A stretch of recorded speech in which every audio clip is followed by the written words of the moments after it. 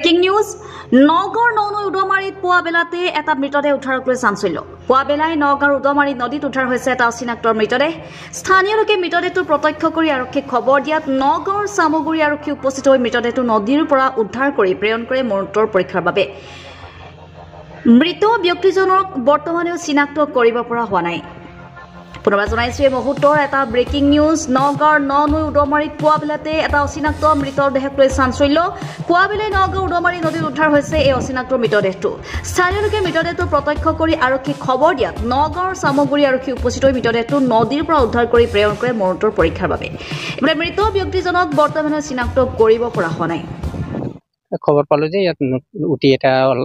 dead body আহিছে তো সেইটো খবৰ পাই থানাত জনালো আৰু থানাই আৰক্ষী আহিছে আহি পেলাই এতিয়া উঠাই লৈ যাব চিনি পাইছে নেকি নাই চিনি পোৱা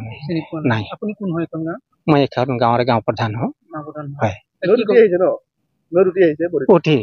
নদীত উটি আহিছে আৰক্ষীয়ে উঠাই লৈ যাব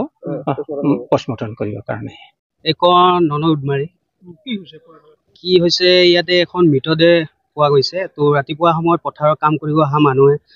প্ৰত্যক্ষ কৰে মৃতদেহটো আৰু মৃতদেহটো এনেকুৱা এটা অৱস্থাত আছে মানে গেলি যোৱা নিচিনা মানে সন্দেহ হৈ আছে আৰু এতিয়ালৈকে চিনাক্ত কৰিব পৰা যোৱা নাই কিয় মানে তাৰ মূৰটো তলফালে হৈ আছে আৰু পুৰা ফুলি গৈছে মানুহজন আৰক্ষী আহিছে আৰক্ষী আহি সিহঁতৰ উদ্ধাৰৰ কাৰণে নৈৰ পৰা উদ্ধাৰ কৰিবৰ কাৰণে চেষ্টা চলাই আছে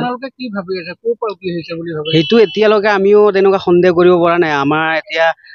ননৈ উদমাৰীৰ মাজতে নৈতে পোৱা গৈছে এতিয়া কৰ হয় মানুহজন কি কথা সেইটো এতিয়ালৈকে আমি গম গতি পোৱা নাই হয় নৈত উটি আহিছে ভিডিঅ' জাৰ্নেলিষ্ট মৃণালৰ সহযোগত নগাঁৱৰ পৰা বিভূতি বৰা ৰিপৰ্ট